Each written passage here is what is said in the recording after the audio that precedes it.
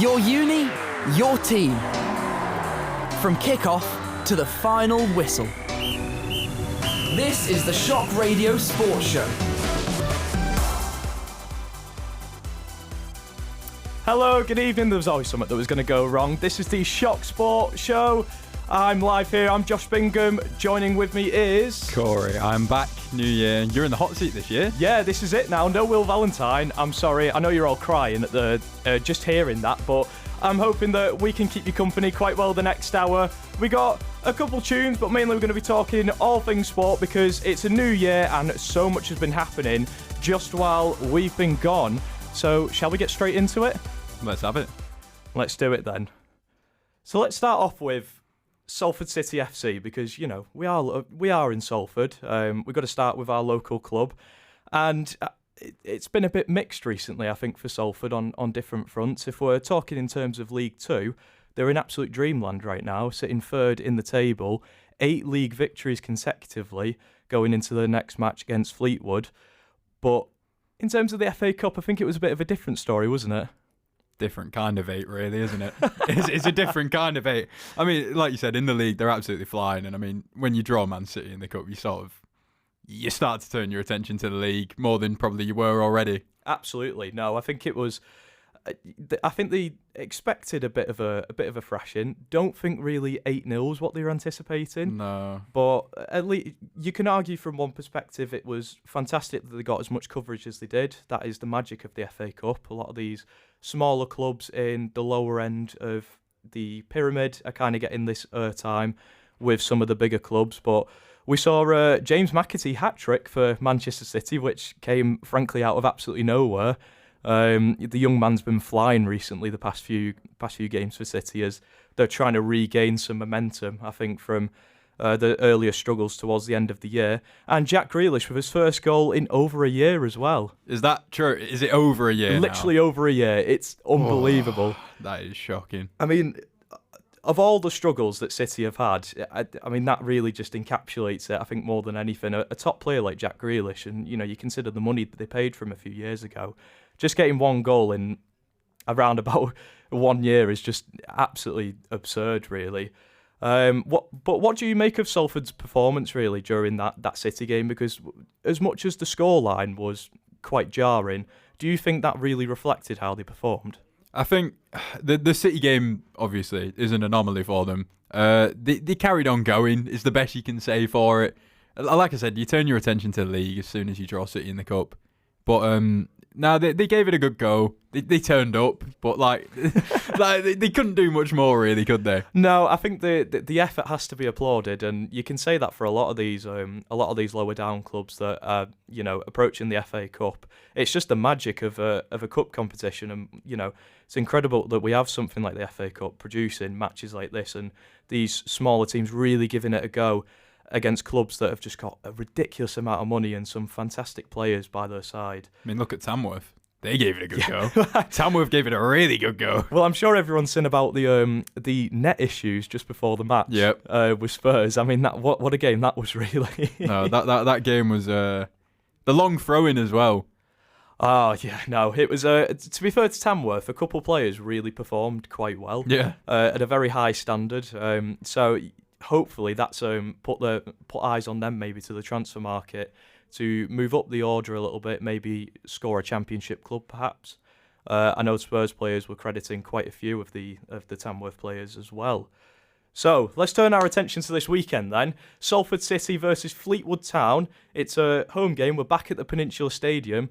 The Ammies will be facing Fleetwood. Like I say, they're third in League Two, 8 league wins in a row. Do you reckon that they're going to be able to keep that form and maybe make it 9? I think it is going to be a 9. If you look at the defensive record's been incredible since we last were on here. I think the last time we were on here was the Gillingham game that they last lost. Yes. They haven't conceded in the league since. No, it's incredible, really. They've been in absolutely fantastic form, not just against clubs that they should be beating in League Two, but some of the bigger ones as well. And it's just been a fantastic change of form because I remember the last time I was on this show, we were looking at Salford, 15 games in. They had won 5, drawn 5, lost 5. It was just a really inconsistent record. So, I mean, if we're reflecting on it, what do you think has been the real change and has caused this sudden turn of form? I think my frame of mind, I think I said last time I was on here, they're consistently inconsistent. They've changed that. I said before that if they get players up and around Cole Stockton, that he'll score goals in this league. He started to do that. I think he's got 3 or 4 in his last few games. But I like the distribution of goals. Cole Stockton is chipping in with more than he was, which is good because a player of his quality should be scoring goals in League 2. He did it in League 1 a few years ago, scored 20-odd goals. He should be doing it in League 2. But you look at the goal scorers for the last few games, it's almost a different name on the score sheet every time. So they're doing really well. And like I said, not conceding goals. Absolutely, yeah. And I think scoring goals was a big issue for Salford. They had one of the lowest records going into the end of the year for goals scored. They've completely turned that around as well. They had the highest record for most yellow cards, and I believe potentially red cards as well. So it'd been a really rocky start. But, you know, after all the interviews we've seen with Carl Robinson, he never once really doubted his club. And I think even now, after the City game, he was, you know, consolidating the club, you know, through his interviews, and was just saying that, you know, he's really proud of the team. There's no loss of momentum really in sight. So it's a really exciting time, I think, for Salford City. I don't think we've seen the club perform at this level in this league in the history as of yet. No, I think we looking at the squad as an EFL sort of fan, not one of the big boys. You look at the squad at the start of the season, and I knew going into this season, Salford had like a very competitive squad for League 2. And Carl Robinson's a very, very good manager in League 2 as well. Mm-hmm. And hopefully the City game, like we were saying about Tamworth and these teams that get money for, it's crucial that it was an away game. That money that they'll receive for that game would have been so much less if it was a home game. But with it being an away game, the share of the gate receipts will really help them out. Hopefully they can add a few in January and really kick on. Because the top 3 obviously go up automatically from League 2. So they're in a good spot right now. Absolutely, yeah. I mean, do you think that promotion definitely is on the horizon for Salford City, or do you think maybe that's a little bit out of sight and they might just miss out? Oh, it's got to be the aim. If the season ended tomorrow, they're promoted. So they've got to aim for it now. Like I said, at the start of the season, I think the ambition would have been promotion. You look at the squad, the manager they have, they had the infrastructure there to go on and kick on and try and get that promotion, which they've sort of struggled with for the last few years. So now that they're in there, the focus absolutely has to be to stay there. Well, you look at the turnaround, because you look at the end of last season and Salford were lucky not to get relegated. It was a very close call. And that is the magic of League 2. It's so close, and all the teams are really tight together and every game counts. It doesn't matter whether it's with a higher up club or lower. One game can decide where you finish in that league, and the turnaround has to be really credited, especially to Carl Robinson as well. Shall we move on then to the opposite end, Manchester City? Absolutely. Well, let's do it. We've just talked about the 8-0 win in the FA Cup. Obviously, a fantastic win for them. And in the next round draw, for the 4th round in the FA Cup, they've drawn Leyton Orient or Derby County. So that's looking quite promising, I think. As far as, you know, 4th round draws go, I don't think that's really too bad for City. At this rate, it will be the next win. Yeah. Hopefully. I mean, with City, we saw a bit of a renaissance. A few games where they were like, the West Ham game was a good game for them, and then Brentford just brought them straight back down. Yeah, well, just about to touch on that as well. The match last night, it was a night of stalemates really in the Premier League, and one of them was Manchester City's visit to the G-Tech, where they faced Brentford, and Phil Foden finally silencing the doubters with 2 goals. But unfortunately, Brentford just, as usual, displaying their incredible home record. They're actually tied at the top with Liverpool for the best home record in the league this season. And once again managing to scrape a draw with a goal by Johan Wissa and Norgard as well in injury time. So it's frustrating, I think, for a lot of City fans, because there's a lot more promise being shown the past few games, but they just still can't get over the line, and they're losing to clubs like Brentford, who are sat in the middle of the table. I mean, what do you really think went wrong towards the end of that match? I think it's a story of similar stuff for Man City. It's just defensive frailties again. I think that, you know, they'll be hoping that Kasanov coming in January will help shore them up at the back, but how old is he? 22. He's probably not ready to jump in there alongside Diaz. It will add. Kasanov is very quick. So one thing that I don't like about Man City's defence, for a team that sits so high up the pitch, they have a distinct lack of pace in that back line. So, and especially when they play a Brentford that are very good on the break, it can get ugly for them like it did last night. Yeah, Brentford play just unbelievable counter-attacking football. Again, Yohan Wissai is just fantastic, and they can whip the ball over straight on behind enemy lines, just onside. And for a club like City, without very pacey defenders, it can really throw them under the bus. So, we are in January. It's, the January transfer window, shall I say. And we've already had a few rumours for City, or halfway through, and the big one is Kyle Walker's asked to leave the club, which, to be honest, I didn't really expect. I thought it might never happen. I was fully convinced he'd retire at City, despite all of the slack he gets. Less pace in the back line if he goes, even less. I know Kyle Walker's been getting a lot of stick for the last sort of maybe a year, 18 months, especially since the Euros. He's been getting it a lot in the neck, but to be fair to him, the one thing that he does still have pace. People have written him off as quick now and he's terrible, his legs have gone. That's not true. So Kasanov obviously isn't a right back, he's a centre back, so they are losing pace out there. I really do think it's just defensive frailties and a lack of pace in that back line, and obviously Kyle Walker leaving ain't going to make that any better. No, absolutely. I think in terms of City's defence, the only one that really comes to mind for me is Josko Gvardiol, who, is providing goals for them more than anything, rather than clean sheets. But, Kyle Walker really was a surprise for me because, like you say, I think he's been getting a little bit too much hate thrown by his own fans and by a lot of the Premier League, but as the nature of English football, it's very high expectation, especially players like him who have performed at a high standard for years.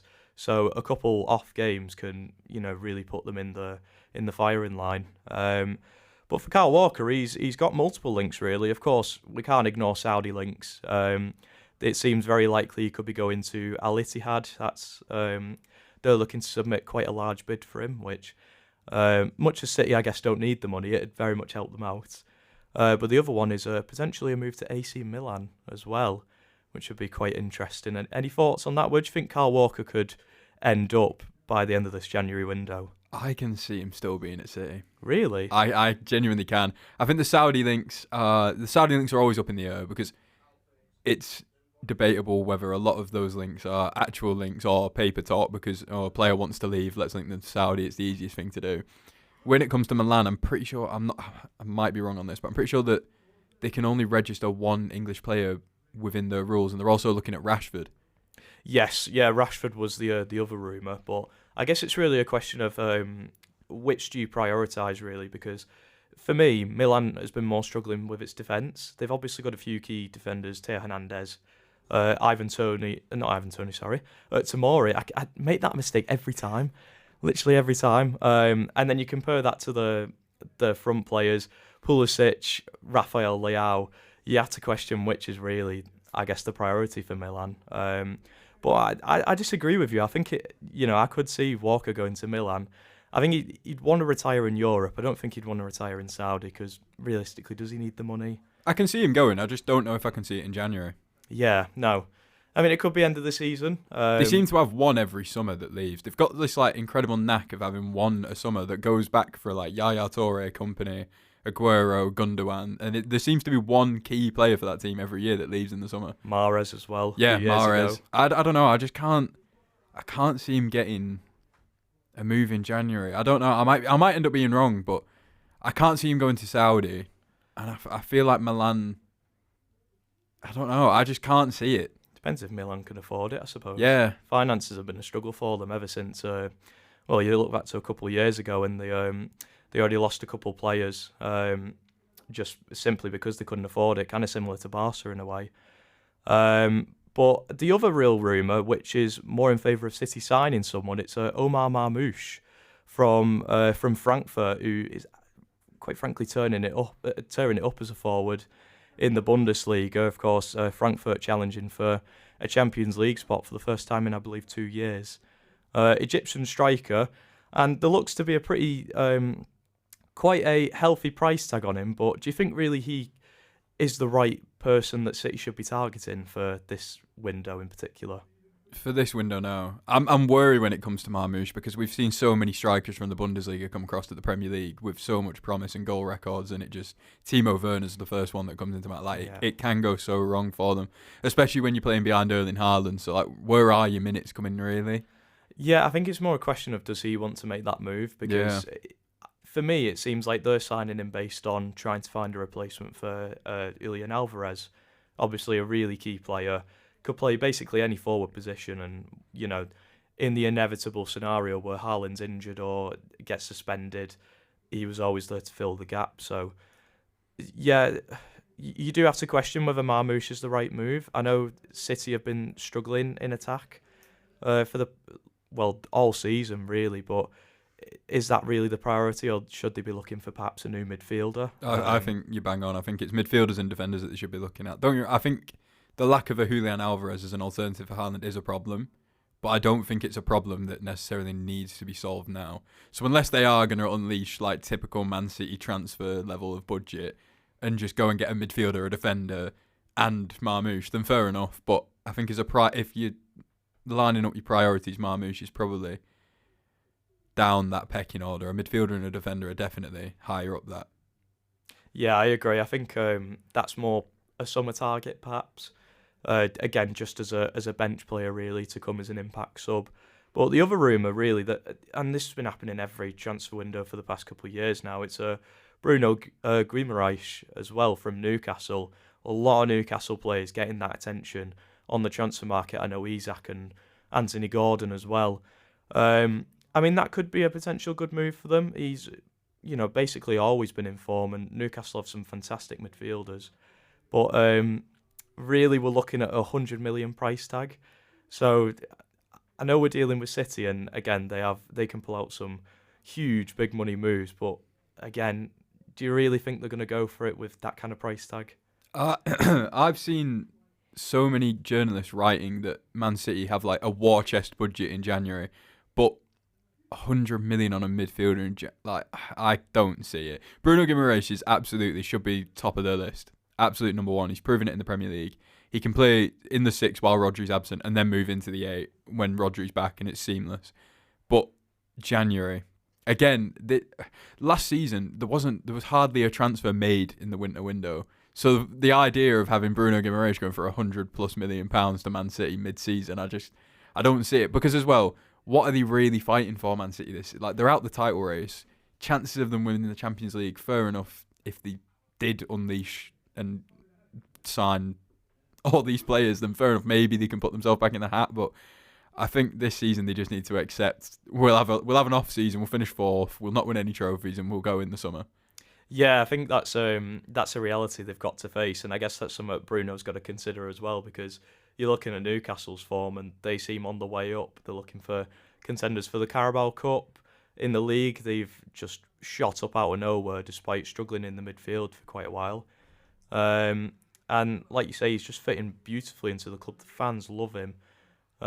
So to maybe make a move in January would perhaps be a little bit naive.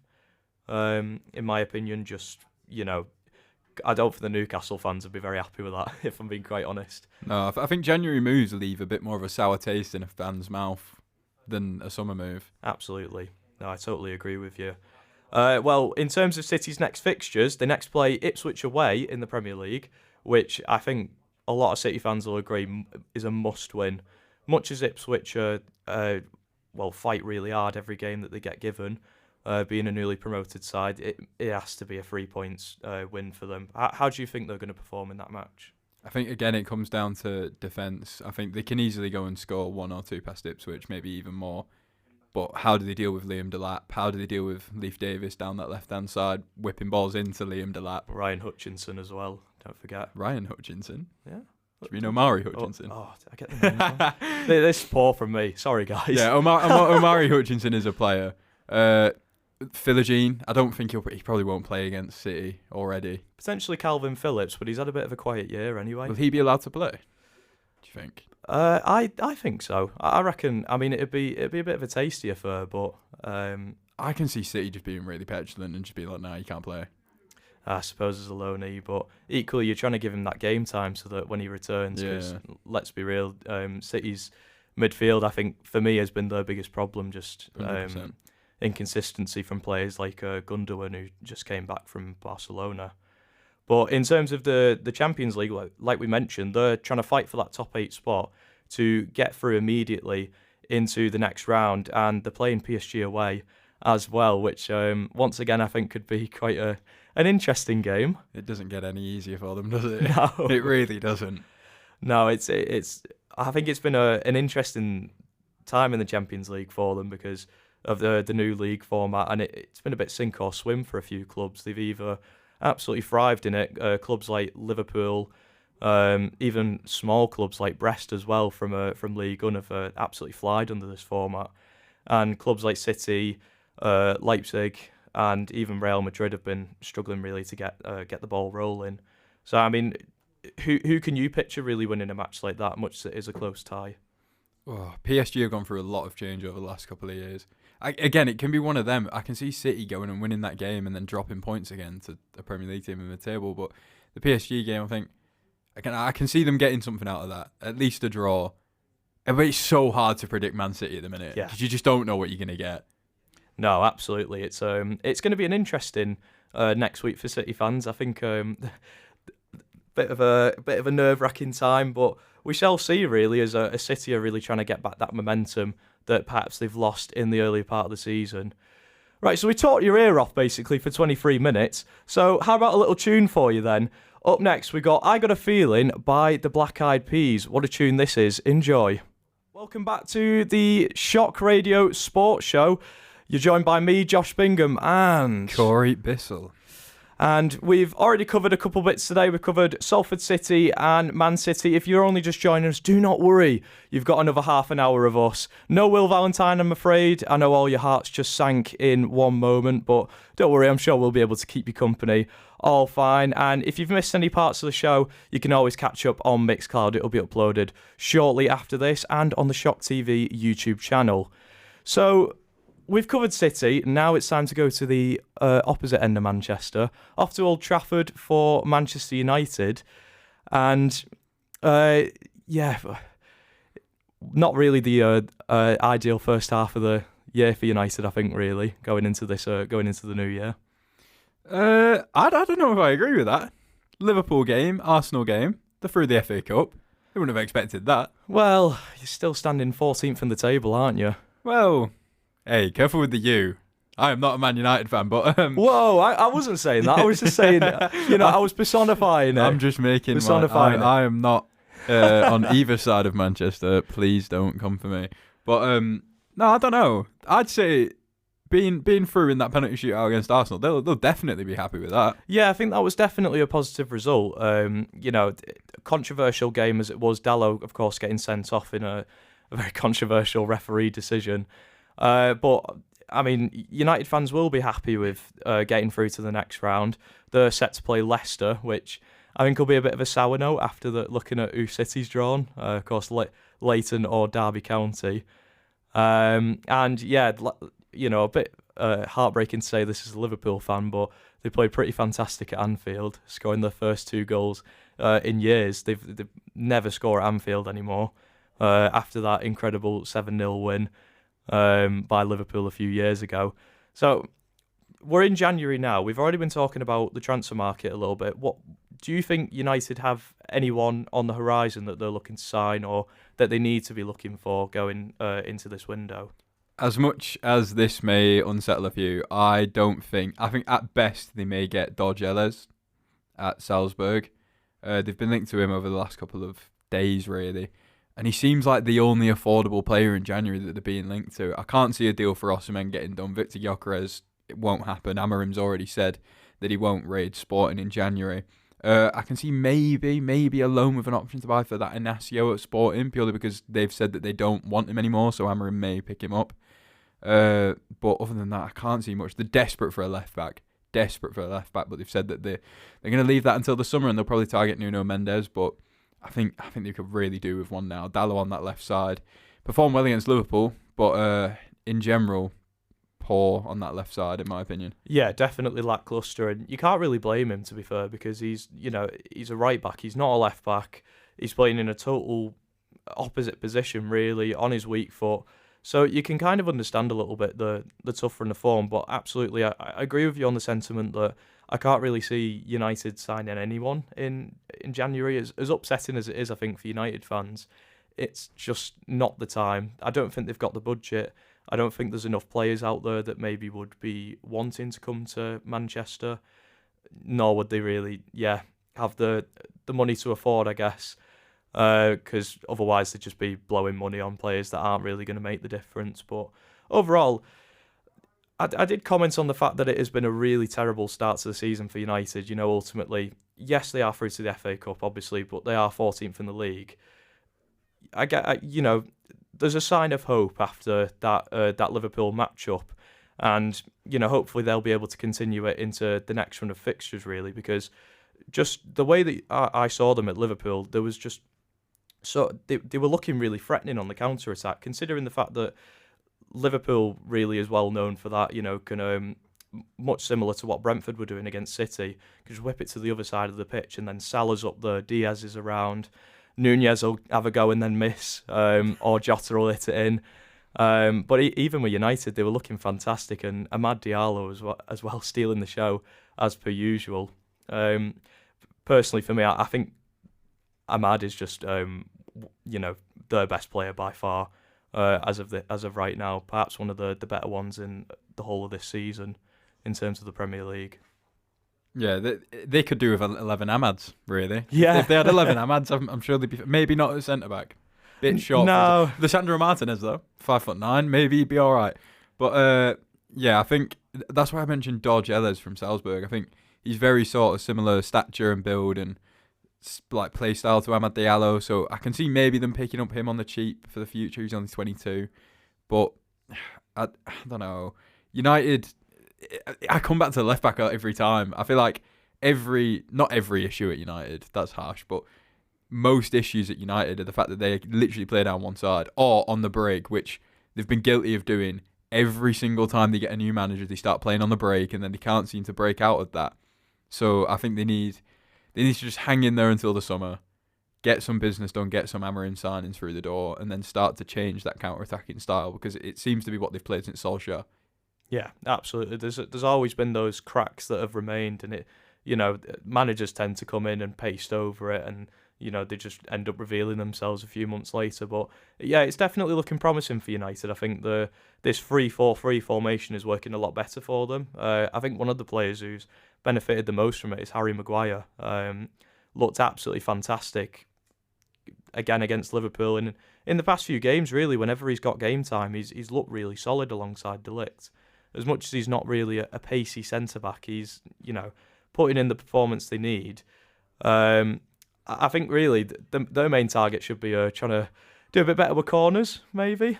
Yeah, set piece in that general. Would significantly have helped. Yeah, you're right. I think with Maguire as well, I think that's the argument that you've always had when he plays for England, is that when he plays in the middle of a back five, he is solid. I think they should have given him that 1-year extension, I agree. Just for depth more than anything. But I think the problem for Maguire, for me, he may come unstuck maybe next season. He's all right in a back five when they're defending deep, in the middle of the box, clearing things. But when it comes to pushing up the pitch and having to turn and have pace to get back next season, if they start dominating games, again, teams like we spoke about before, like Nottingham Forest and Brentford, who are good on the break, Liverpool, I worry for Maguire in that middle centre-back spot if they start pushing up the pitch. And I suppose that's why you benefit from other pacey centre-backs that they've got, like Lisandro Martinez, Lenny Yoro as well, who hasn't really been getting as much game time, I think, than he deserves. But again, he's showing a lot of promise, very young, still a lot to learn as well. And Mazraoui as well as one of your wing-backs, really, who can, I guess, come back down to support. But overall, some promise for United, but still a lot to work on for Amorim. Definitely not an easy job, and I think that reality is very much sinking in after all the glitz and glamour of that signing after he left Sporting. So, just to touch as well on women's football, of course, can't forget. There's a massive fixture coming up, of course, in the local area, actually. We've got Manchester Derby coming up on Sunday. Hosted at the Etihad, it's going to be Man City women versus Manchester United women. Both teams standing second and fourth in the league, respectfully. Who are you backing for that match? I think it's going to be a blue side of Manchester win. Really? Yeah, I think United have lost a lot. To be fair, they're doing really well to be up in fourth, but I think the general infrastructure, not to take it too much off the pitch, but the general infrastructure of the Man United women's team has been their downfall over the last few years. People like Murray Earps complaining that they were going to be getting changed in like porter stalls and leaving the club subsequently. I think Ella Toone is back from injury now, so that'll be a big gain for United, but I can't see this going any way other than a City win personally. Well, they'll be riding the success of the recent FA Cup win against West Brom 7-0. It was an absolute thrashing, and of course City as well beating Ipswich in their own tie going into the fifth round. So, I think both are coming in quite confident. They're both having a really good season. City are looking to challenge Chelsea to the title, which is it's felt like mission impossible for the past few years because Chelsea are just on that other level. But for United, potentially it could be a shock. It could be a surprise. Manchester could end up red for the second time this season, of course, after the Manchester derby during Christmas in the men's team. But we'll have to wait and see on that regard. Just reflecting on another big game as well towards the top of the Premier League, Liverpool and Nottingham Forest just yesterday. I mentioned before it was a night of stalemates in the Premier League yesterday, and that was no exception at the City Ground. Nottingham Forest won, Liverpool won. Of course, Chris Wood scoring an early goal, and from a Liverpool fan's perspective, Chris Wood has been giving me a lot of nightmares. I mean, the past few weeks, just when I knew this game was coming, immediately he came to mind because he's just in such good form. Probably by far, alongside Isak as one of the best strikers we've had this season. That Elanga assist just fantastic as well. Forest straight away taking control of that match. Was there as much as it was a draw? Was there a side to you that looked stronger during that match? It's definitely Liverpool. Just quickly as well, phrases that you didn't think you'd say at the beginning of the season. Chris Wood has been giving me nightmares leading up to this game. Jeez, that is definitely no word of a lie though. No, definitely not. He's been unreal. He's probably been. Well, you'd be hard to look past Haaland, but because of City struggles, he's probably been the best 9, maybe other than Isak in the league this season. But Liverpool were definitely a stronger team. I mean, you look at Matt Sells in that game and his performance was absolutely ridiculous. Fair play to the goalkeeper, because I have no idea. I think Ola Aina put on his Snapchat story afterwards his story was crazy, complaining that they should have won and then immediately changing his mind and being like, nah, actually we got peppered with shots.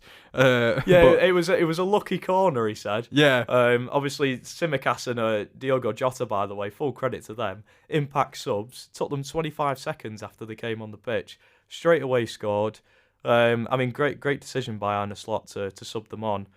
And I guess I just want to focus on Liverpool on that left back position as well, on Tsimikas, because while it was a fantastic game for him, for our key left back Andy Robertson, it was again another struggle, and I think a lot of fans, including myself, are in that position where we're kind of looking at Robertson and are we like, I'm stuck between, is this just a bad run of form, or are we maybe seeing a player getting towards the end of his tether a little bit, and maybe it's time to focus on future players instead of the old.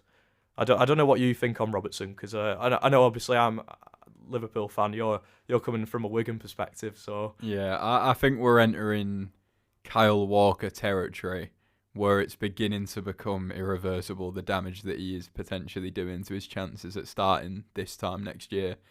I think you look at left backs in the league like Anthony Robinson that you've been linked to, Milos Kerkez, people abroad, Alvaro Fernandez, and there seems to be so many left back options at the minute that could move next summer.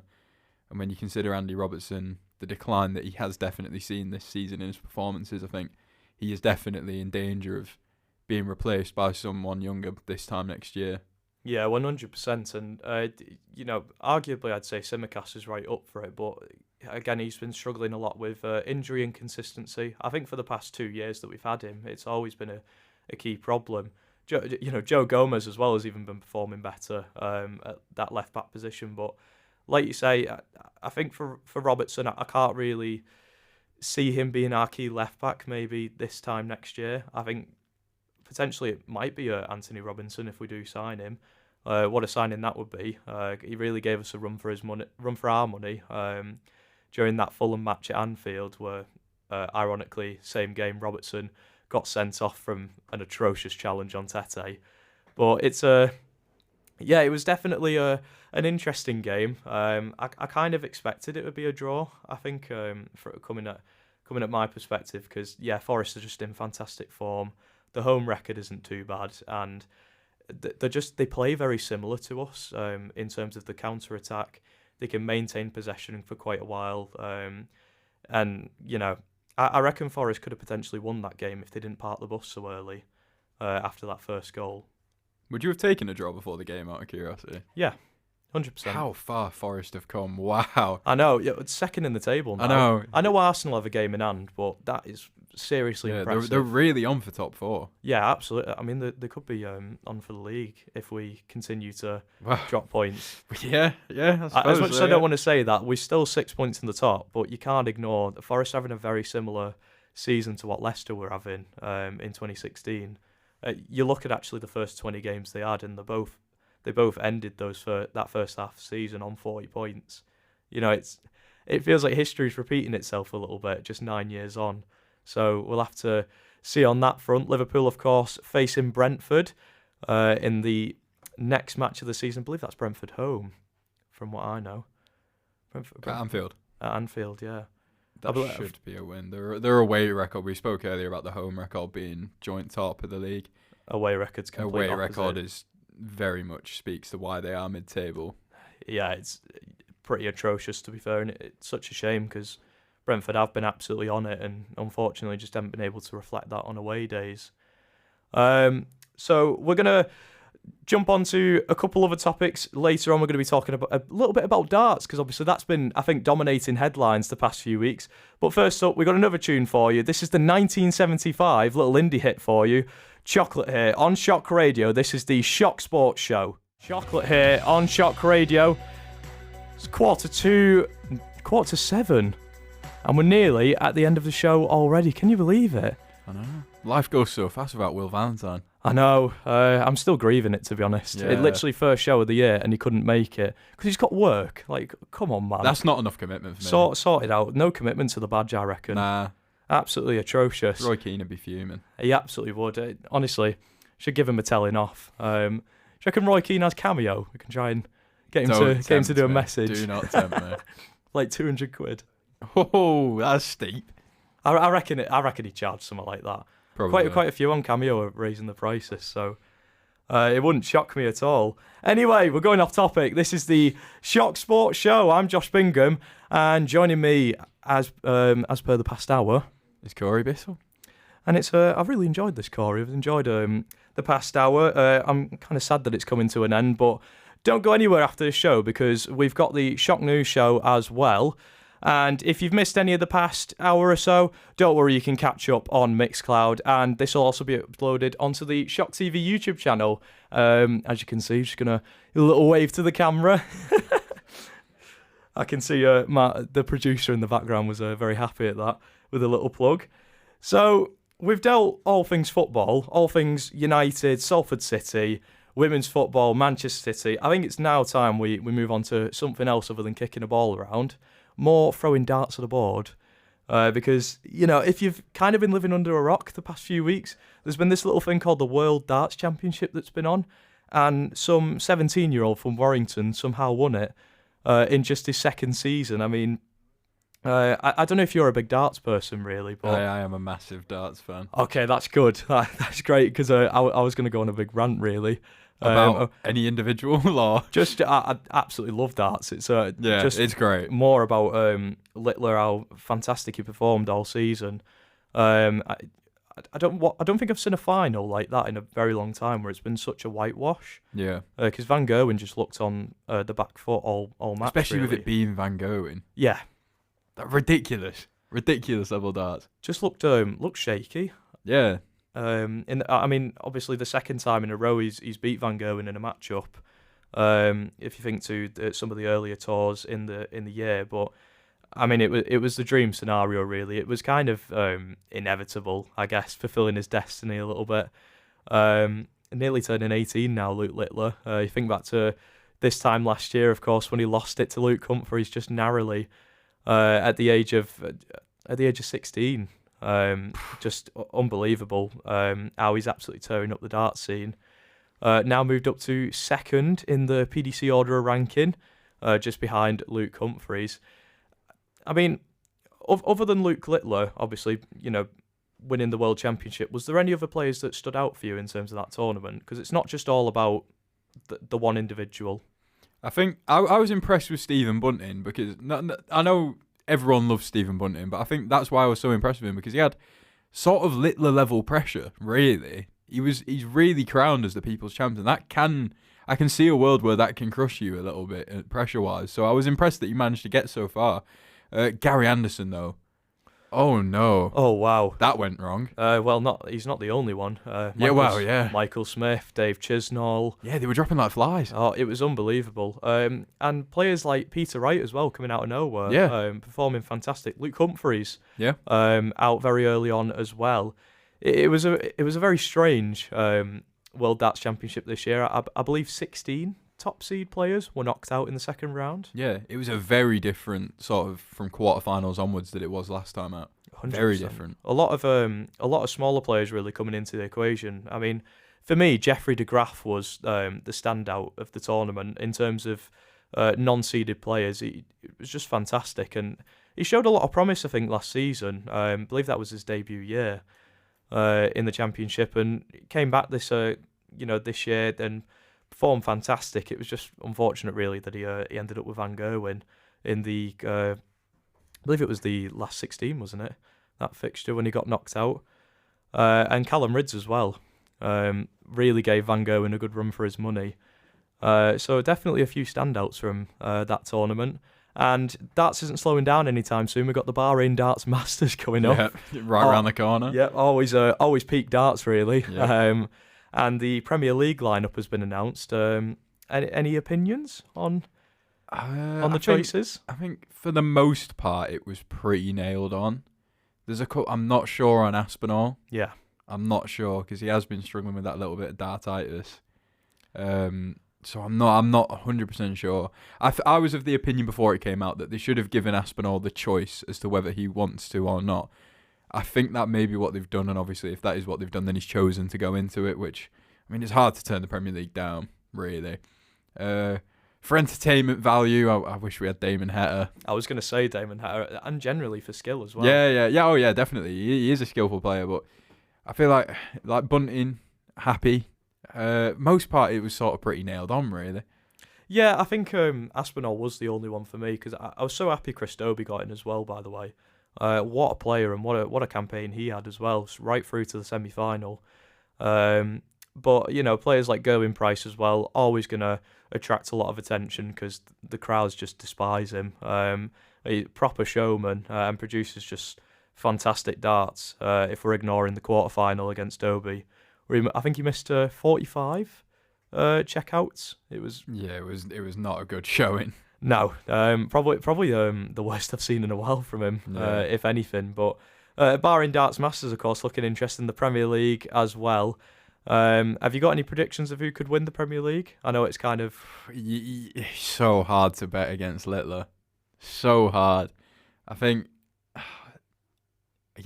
Littler. It'll be a similar top three to last year. I think Littler, Humphries, MVG. I think you're hard pressed to really seriously bet against any of them three. I think Bunting could be a dark horse. He could be, but again, I feel like you've got sort of like a top three, a top two, and then outside of that, you're like you're going because the odds are good. Realistically, the chances of it being one of them top three are probably the highest, especially over a sustained period. Yeah, definitely. I mean, to be honest, I'm looking forward to seeing Luke Humphries again because I think obviously a very sour defeat in the World Championship to lose out to Peter Wright. But this could really revitalise him a little bit. I know he'd been on form all season. He quite often looked to be the best and the absolute favourite to make it World Championship number 2. But I think losing out so early and having such a shock result might be the kick he needs, really, to produce a fantastic year on the tour. But plenty to look at with darts. Barring Darts Masters, of course, will be kicking off this month. And finally, the other big headline, and I know for a lot of British people it's not really going to be the main thing they're focusing on, but we have to address the NFL. That's been such a big topic in across all sports news. As we move on to the divisional round, of course, we've got in the NFC, Eagles versus the Rams. Philadelphia looking to be one of the big favourites. And the LA Rams, of course, producing a fantastic season. All things considered, with, of course, things like the California wildfires occurring in the background. We've also got the Detroit Lions, who are looking to make it to the Super Bowl for the very first time. And the Washington Commanders, who are into the divisionals for the first time since 2005.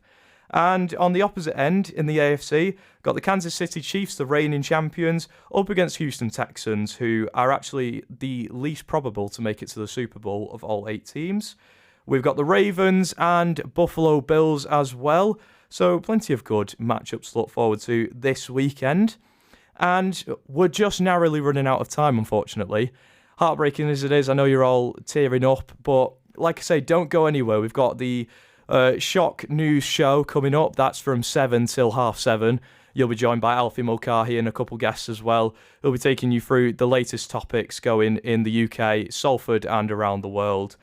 But just before we go, we've got a little subtle plug to do. For the Salford netball team, there's going to be a charity netball match on February 17th. So if you can get involved with that, whether it's making a donation, maybe joining in, getting involved, even if you don't know how to play netball. I personally don't, but I think I'm going to give it a go. Will you be giving it a go as well? You've asked me this on air, so I have to say yes now. Yes. Yeah, get down. Correct answer. Yeah, exactly. See, I'm now in, apparently. Before this session, I was not, but now apparently I am. So I will absolutely be lacing up the netball boots. Are they? I'll find out. I couldn't tell you. Honestly, netball is one of the sports that I have not a clue about. I'll go home and Google it. I know we're on the sports show. That's really poor, that actually. The fact that we don't know that, I guess. But we'll figure it out. We'll do a bit of research. We'll report back with our knowledge that we gained in next week. If we are on next week's show, we should be getting Will Valentine back next week, and whoever he decides to string along as his guests as well. Hopefully us too, maybe some new faces or some familiar faces of old. But that's going to be it here for the Shock Sports Show. Thank you for joining us for the past hour, and if you're only just tuning in now, don't worry if you've missed out anything. You can always catch up on Mixcloud. It'll be uploaded shortly after this, and you can find us on the Shock TV YouTube channel, and you'll be able to see our beautiful faces as well, as an alternative to just hearing our voices. But that's going to be it. You've got the Shock News show up next, and we've got one final tune for you in between that. It is American Idiot by Green Day. Thanks for listening. See you next week.